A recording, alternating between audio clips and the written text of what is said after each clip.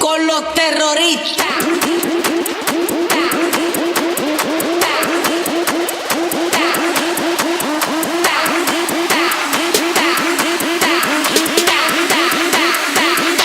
And do the Harlem Shake.